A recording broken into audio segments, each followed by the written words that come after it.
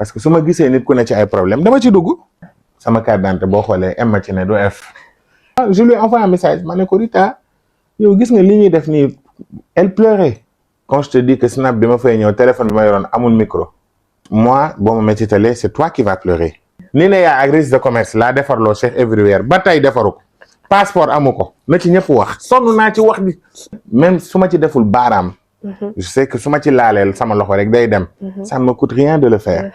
may nuyu sa petite sœur nga xamante ne Adja Kundrila. man du ma regretter dara sama àdduna.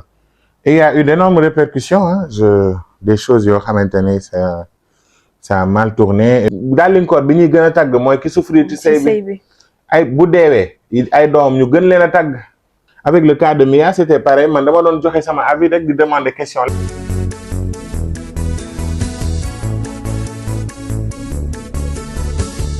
Salut tout le monde, bienvenue dans un nouvel épisode de Minute Express. Tey nag Biggi laa am comme invité.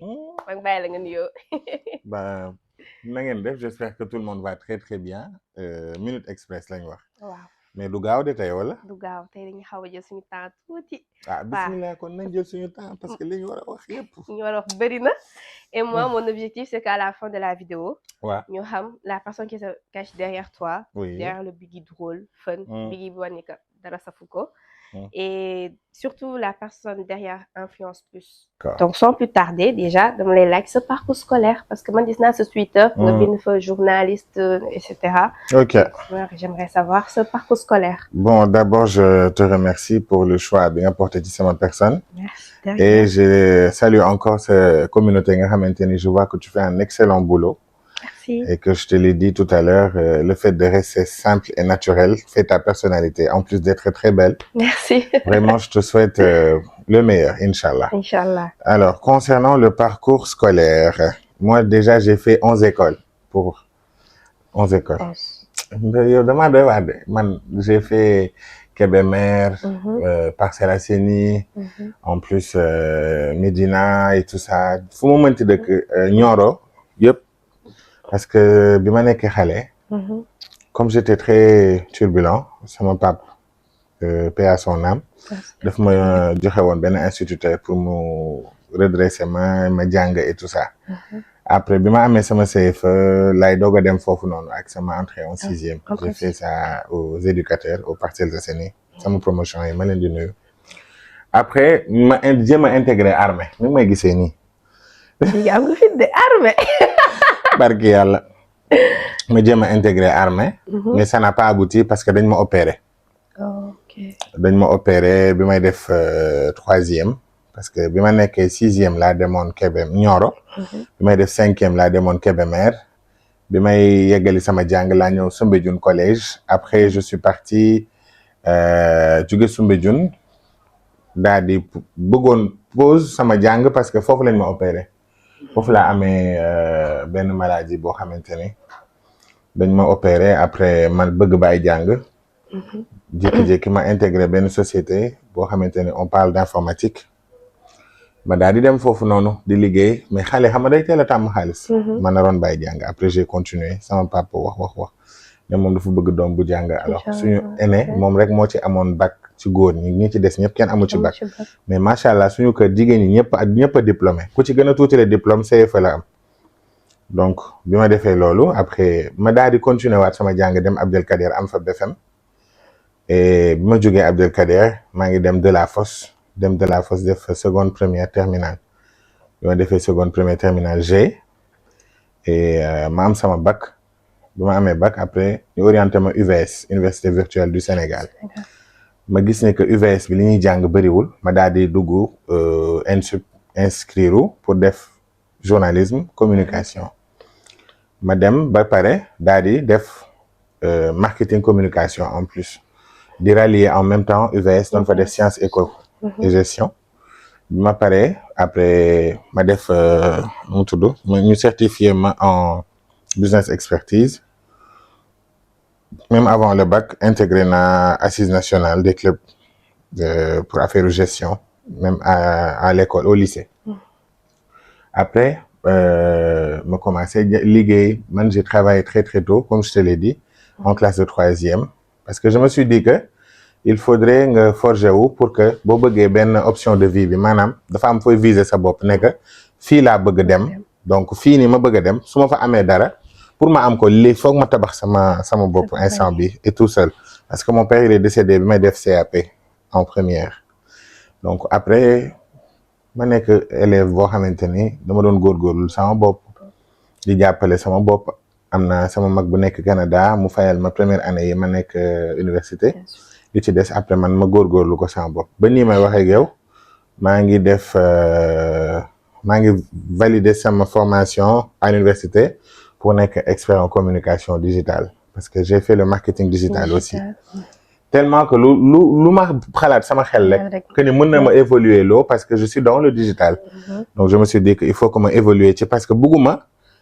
nit am lu mu umpale te man xaw ma ko ma bañ ko mën a jàllaleel parce que on ne sait jamais ëllëg mën naa nekk professeur en marketing digital wala ma nekk expert en marketing digital wala je sais pas et tout ça donc en grosso modo voilà c'est ça. Du coup yow de ce parcours est-ce que tu t'es dit à l'époque man tey dinaa doon créateur de contenu est-ce que tu te voyais devenir créateur de contenu? Franchement non moi je suis une personne boo xam ne c'est pas pour me jeter des fleurs mais j'aime trop tu sais ce qui me fait plaisir c'est de faire plaisir aux gens genre ma xool nit koo xam ne comme yow tu fais ton chemin et je sais que tu vas y arriver inchallah et ma gis ne que même su ma ci deful baaraam je sais que su ma ci laaleel sama loxo rek day dem ça ne me coûte rien de le faire j'ai fait ça avec des influenceurs yoo xamante ne j'étais très ami avec eux mais ba léegi on est amis entre guillemets mais bon ñuy jàppalante ma gis ne que war nañu évoluer ci benn côté et tout ça comme le côté fun m'a réussi ma dugg ci réseaux sociaux yi quand je te dis que snap bi ma fay ñëw téléphone bi ma yoroon amul micro ma doon foo rek ne ci snap bi bu tayee ma def lii des fois je cuisine parce que je sais cuisiner des fois ma nettoyer benn affaire wala ma dem fenn def benn vlog genre jamono yooyu on parlait pas de vlog def vidéo wax expliquer wax la après j'ai vu que ça a commencé à prendre un peu et tout ça et aussi un jour à l'école bi ma nekkee de la fosse en classe de première je pense première la wala terminale je ne sais plus dañoo amoon problème mu on avait pris un DJ boo xam dafa waroon def animation bi ba pare jëlaale animateur l'animateur n'est pas venu malheureusement donc comme j'étais le président de l'organisation je me suis dit comme l'animateur n'est toujours pas là je vais essayer de faire foofu laa njëkkatee micro yéeg ci kaw scène bi les élèves étaient choqués ñoom ñëpp ku ci nekk parce qu'on me voyait faire l'ambiance à l'école et tout parce que j'étais l'élève boo xam ni maanaam day perturbé ba pare macha allah amoon na notion wu jàng j'étais un élève moyen genre je me débrouillais je m'en sortais et tout ça ak lu mu mënti def matière bu mu mënti doon je vais essayer de m'en sortir parce que bac G on avait 13 matières xaw ma 16 et donc dañ doon débrouiller wu à partir de là mu dox après j'ai dit mais bon man je suis une personne boo xam ni bëri naa ay affaires yoo xam ne mi ngi ci man donc naa essayer jongler bi ma def ko et puis après ma commencé nag ci réseau yi di créer contenu di def ay publicité et tout ça donc comme je suis benn nit boo xam ne je suis mercaticien c'est benn ko def marketing je me suis dit que nit ñi ni ñuy defee lii ak lii baaxul ni ñuy defee lii ak lii baaxul mën naa ko reformuler de telle sorte que dinañ virer tuuti ci man même bu fekkee ne unanimité mënuma ko am après nag mu commencé ñu ngi di ñëw et tout ça di ma seetaan may dem di dem un jour il y a benn baptême bu amoon c'était sama meilleure amie doomam moo juddu ma dem fa après quand je suis parti là-bas les gens ont suivi li xewoon foofu yëpp parce que c'était incroyable ñu tuddee doom bi Waly donc muy sama doom bébé Waly xam ne maa moom ñoo tolloo yaayam nee na may baayam donc mu nekk nit koo xamante ni après ñu continuer ci loolu j'ai suivi le même truc nekk ci Instagram moom mooy réseau boo xam ne franchement je suis désolé mais j'aime pas. Tu n'aimes pas man daal xaw ma lan moo tax j'ai un problème avec Instagram. Pourtant je suis suivi par presque 300 000 personnes mais je n'aime pas du tout Instagram parce que j'utilise juste pour sama image maanaam sama photo. Parfois ma am partenaire mu ñëw ne ma dama bëgg nga dugalal ma Instagram ma ne ko non man je préfère TikTok ak Snapchat parce que réseau bu ne dafa am spécificité. Je pense que pour une information originale tu peux aller sur Twitter. Donc, pour quelque chose de très, très politique, tu peux aller sur Facebook. Pour chercher du travail, tu pars sur LinkedIn. Pour le fun instantané lifestyle, tu pars sur Snapchat. Donc Instagram, c'est pour la mode. Tu comprends? Réseau bu nekk dafa am spécialité bu mu am. Donc yow su fekkee tu touches à tout. Donc je vois beaucoup d'influenceurs yoo xam ne mënuñu matal lépp parce que duñu am jotu Twitter soit duñu am jotu Instagram duñu am jotu lii etc. Du coup, c'est de là que c'est de là que t'es venue l'idée de créer Influence Plus. Oui, man j'ai vu qu'il manquait trop de choses dans les prods et tout ça. De base, I+, c'est une société influence agency. Je l'ai créé pour une bonne coordination des événements, que ça soit la prod, la pub, les baptêmes, les mariages et tout ça. Donc, pour aussi ouvrir ay idées yu bari ci bopp nit yi am na ñoo xam ne dañuy yor société mais amuñu ko leen jàppale ci communication pour que mu mën a dox. Tu me donnes une bouteille d'eau, je fais de telle sorte que da nga koy valoriser par rapport à d'autres bouteilles d'eau. Et de telle sorte que yow di nga dem di puiser ci yeneen bouteilles yi sans pour autant nga mën a wane ni que fay nga jëlee bouteille bi. Après, j'ai créé et tout.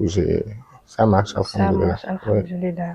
Du coup, Influence Plus, c'est toi qui le représente, mais est-ce que dafa am équipe derrière? Oui, j'ai une équipe. Il y a mon assistant personnel, j'ai des vidéastes, des photographes. Am ñoo xam ne c'est tous des prestataires par-ci, par-là. Et da nga may wax juste ne ma lii laa bëgg date bii laa ko bëgg jour bii laa ko bëgg man ma dem créer lépp A ba Z indil la ko teg ko ci table bi. Soit nga valider ou bien nga ne ma lii ak lii nañ ci dolli lii ma dolliwaat ko ci jox la teg ko ci table bi on avance. Mais c'est parfait. Bah oui, c'est mi ngi noonu daal. C'est incroyable. Donc on peut basculer dans ta vie privée, on va dire. Fu ma jëm. Mënul ñàkk. Mais dañuy commencer mollo. Du coup, moi, j'ai vu que tu as une relation assez spéciale avec Cheikh Everywhere sur les réseaux. Dafa dëgër bopp. Gis naa moom bu mu tolluwee ay tolof. jàppale nga ko. gis naa tu as fait des lives, des affiches, les gens l'ont aidé, machallah. Du coup yow mën nga ñu expliquer sa relation ak moom fan la jógee ba nga jël ko def ko comme sa rak on va dire. Sama rak la et je te dis que da doon def ay contenu nit yi di ma identifier di ma naan comme ñoom Sénégal ku xoromu rek nga ne Biggi man daal ma toog di ko si mooy daaj après ndekete yi m'envoyé des messages. Ma daal di ubbi message yi di kaf ak moom reetaan tout le temps je voyais qu'il était en train de chuter di nit yi di ko déstabiliser alors que man je me dis que gis nga lu ñaaw mën nga ko transformer def ko mu baax maanaam dañuy wax Biggi biiram bi dafa rëy doxam bi dafa lemu donc loolu am na beneen façon boo ko mën a utiliser ba mu nekk contre ñoom sénégalais bu xamee li nga bañ ci foutu donc après ma jël ko ñu nekk sama wet ma koy jàppale du ma ni jàppale sax parce que yàlla moo dimbali ñëpp ma ne ko lii ak lii nii nga koy defee noonu la dëgëree bopp Cheikh Everywhere bëgg na xaalis tayal na dëgër na bopp fan yi jàng la jël neen day jàngiwaat école te pose na 2 ans ne day defi jiwaat terminal nee na day jàngi après bu amee bagam bàyyi ma ne ko mais amul sens ñun am nañ bac plus 5 on est là amul benn njëriñ donc jusque notion wu jàng bi rek ngay am te ma ne ko booy quand tu pars à l'école sax idée bi gën a général moom ngay bind sur note bi boo paree si tu fais les devoirs li nga jot a retenir ngay sottiwaat ci cahier bi après sa talent moo lay génne ci njàng mi parce que après tu as besoin de quelque chose de palpable boo xam ni en fait ñun dañuy jaaral ci àddina pour marquer suñu empreinte xam nga tey on sait tous que dañ lay tagg tey Arva génn na ku nekk di ko tagg Jóob ma Jóob mbaaco lii laa parce que ñooñu dañoo marqué seen empreinte seen jamono la joor ku lu Jóob Mam Fatim Gueye Birama Samba Yacine ak Jal Jóob Sangomar yooyu parce que ñooñu ñu lim ay tur la dañoo marqué seen empreinte léegi géwël bi boo ko nee diw lu mu fi defoon da lay wax donc war na ñun buñ fi jógee luñ fi def ñu wax loolu moo tax man ma insister ci loolu et léegi il va mieux donc et j'espère qu'il va aller plus mieux ni ne yaa ak registre de commerce laa defarloo Cheikh Everywhere ba tey defaru ko passeport amu ko na ci ñëpp wax sonn naa ci wax di man sama doom ji buy màgg dina fekk ma am njëriñ la baax na Cheikh jàppale ko kon defal lim la sant dëgër na bopp Cheikh Everywhere jaxle naa du coup comme commencé naa molo xaw dugg tuuti si biir ñëwal gis nañ ni que Mia a eu un problème avec son mari etc et que tu as fait la même chose bi nga def pour Rita à l'époque nga taal sa live nga jéem ko défendre mais contrairement à ce que lu ñu doon xaar sénégalais xam nga rek pas le satisfaire ñu retourner seen veste ne non bi tey li yoonam neew si wala si woon tugg yow ban effet la def et comment tu as vécu cette période? Je m'attendais au pire même man je me disais que sénégalais ku mu mbubbal tubay ku mu solal tubay ngemb la nga koy xaar. du dëgg waaye man boo fekk na ma jiital nilon ba pare ndax man je te dis que je fais tout avec le cœur vraiment je fais et puis je passe. man damay def pare ci. c'était affaire Rita ma koy nuyu au passage mu nekk sama rakk boo xamante ni amul lu mu dul def te du ma ci joxe sama xalaat donc j'ai vu l'acharnement boo xam ne dafa gratuit j'ai envoyé un message à la personne bu créé acharnement bi. il m'a envoyé des rires ma dem ci journaliste bu boo xamante ni dafa jugoon pour yàq ko. tu sais que sénégalais ki njëkk sëqat la naan dafa grippe te kooku mën na sëqat parce que dafa sëqat nii dafa sonn maanaam sëqat naa damaa sëqat juste parce que dama sentir que ni dafa am benn saxaar buy ñëw bokkul ak ki grippe xaaruñu ki grippe ñëw ki sëqat lañ njëkk a wax ni moom léegi man je lui ai envoyé un message ma ne ko Rita yow gis nga li ñuy def nii elle pleurait sama xol bi di bëgg mel ni viande hachée ma ne ko léegi tu es obligé de rester là et tout ça tu dis rien mu ne ma mais qu'est-ce que je fais après moi j'ai rassemblé tout ce qui est preuve laaj dem woo kenn ki mettre di teg ay pièges et tout ça laaj leen et tout ça wax gauche droite bi ma amee li ma doy après nag ma taxaw du question que da ngay génn pour yàq góor ñi wala man je suis un homme amul benn affaire boo xamante ni góor ñi am nañ ko te man aw ma ko parce que je me considère comme ni ma juddoo ñu tudd ma ci farata yàlla ak sunna sama carte d'identité boo xoolee M ci ne du F donc je vois que Sénégal dañoo banaliser trop droit wu jigéen je suis désolé de le dire da ngay gis ñoo xamante ni franchement dañuy ñàkk considération jigéen ñi da ngay gis ñu banaliser polygamie nekk carrément te polygame daal koor bi ñuy gën a tàgg mooy ki souffrir ci sëy bi ay bu deewee ay doom ñu gën leen a tàgg parce que sa yaay ko fi xaar te xamuñu ni njëriñ nit njëriñ lañ koy doy waaye ndimbal na ca fekk loxoy borom te ku dee yaa perte.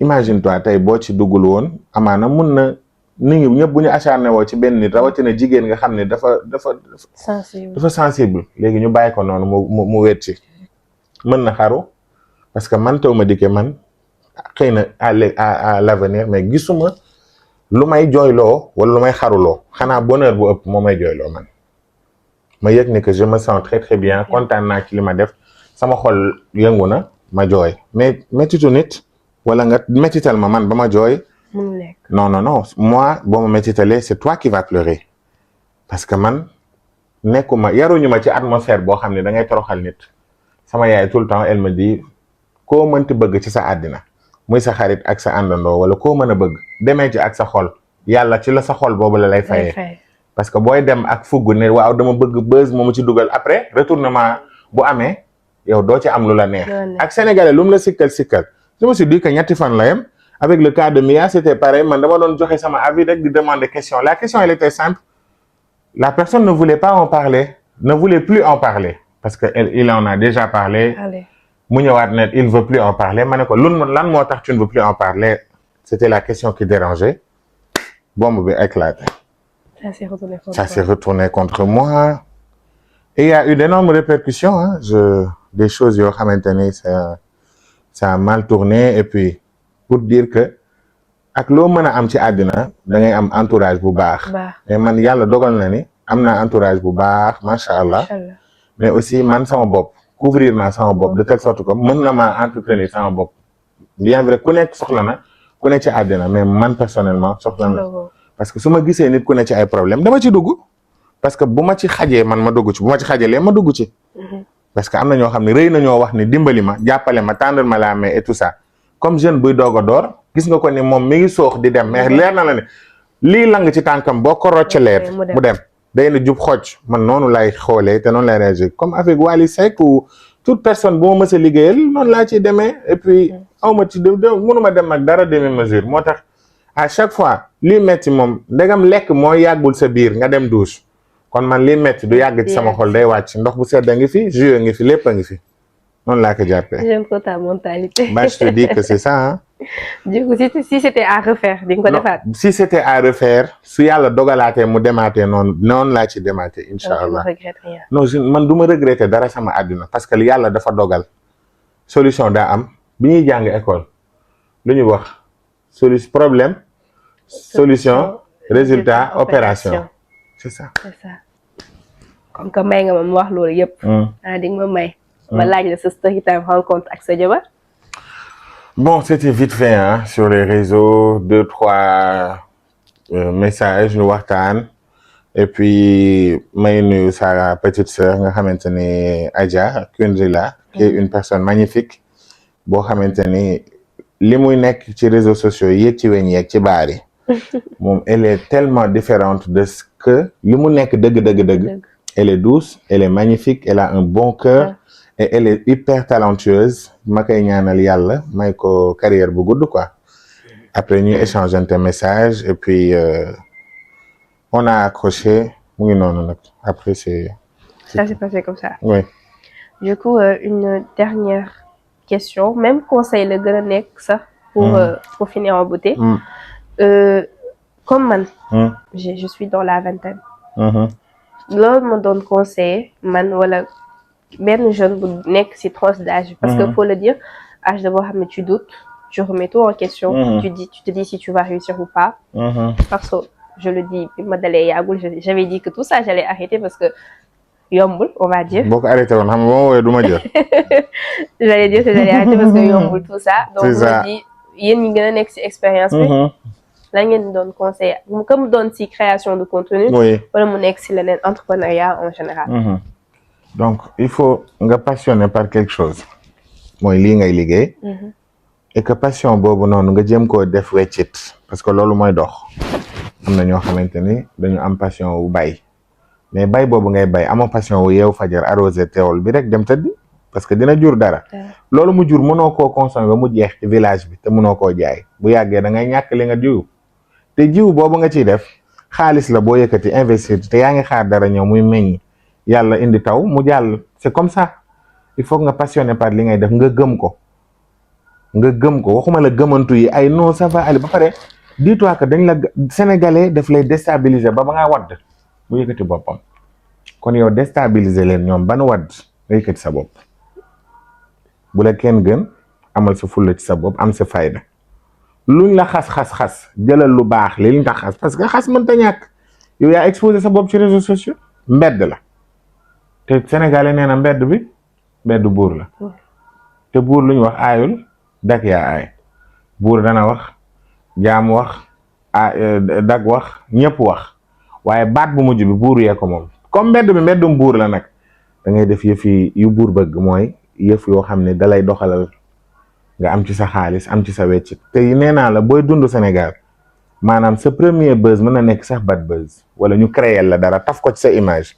donc dis-toi que booy continuer di dem yëpp li la war mooy nga setal sa der waaye yow del boobu ñuy raxas boobu ba tey bu furiwul mbaa du dagg donc bu lijjanti kenn ku nekk sa ginnaaw di wax boo cybercriminalité ngi fi gis nga Côte d'Ivoire José ngi nii benn fan su Roselyne Layo moo ko saaga cybercriminalité la ko yóbbu ñu tëj ko 1 an amande ko 5 millions donc genre yooyu bu fi amee dina baax trop ñu mën a jàpp ci parce que sénégalais bëggul kaso kaaragal moom dafa tiit donc gëmal sa bopp à 100% li défaut ci sa yaram nga valoriser ko yëkkati ko ca kanam biir bu rëy bi ñu lay waxal wala bopp bu lemu bi ñu lay waxal mbaa yaram bu dagg bi ñu lay waxal mbaa forme bu bon bi ñu lay waxal moom nga leen di njëkk a tegal ci table bi ne leen maa ko gën a gis ñu wëri leneen comme ça yow après di nga mën a doxal wóolu sa bopp rek monétiser vos passions lii lay war a suuli jaay ton du ñàkk fayda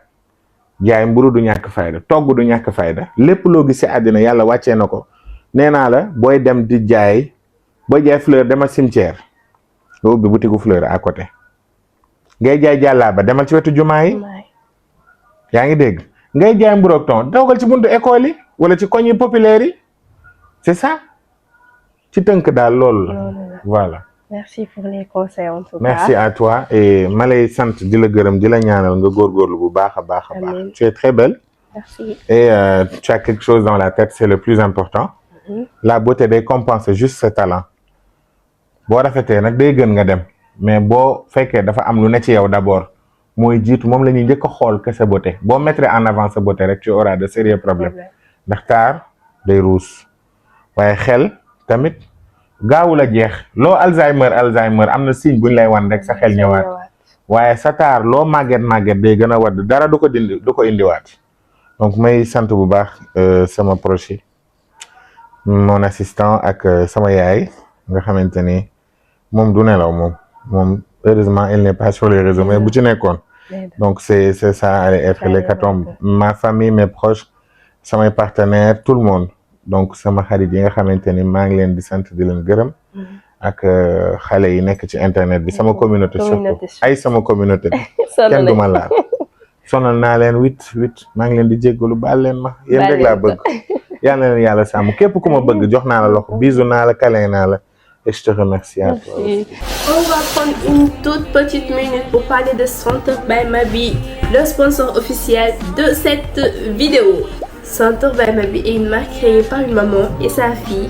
ñoom nag dañuy jaay des encens de luxe à petit prix, des parfums d'ambiance, des parfums pour hommes et pour femmes, ay cuuraay bien ku ne cuuraay ne parfum d'ambiance ne bonne odeur.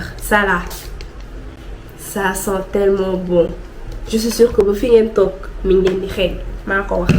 Ça sent tellement bon. Centre by Maby livre partout, bien évidemment au Sénégal. Dañuy livrer Canada aussi, France. Bëgg leen rek en fait. Donc on dit merci à Centre by Maby d'avoir sponsorisé cette vidéo. Bisous.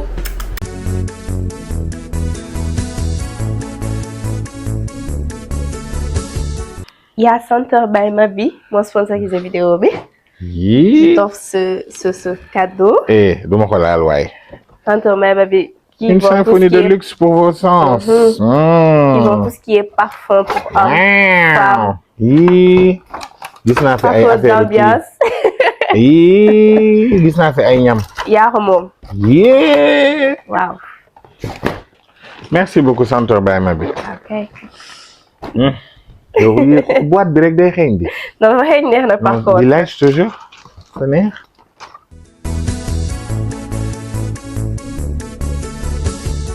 Merci d'avoir regardé la vidéo jusqu'à la fin. On se dit à très bientôt pour notre épisode Mini Express. Bisous. Bisous.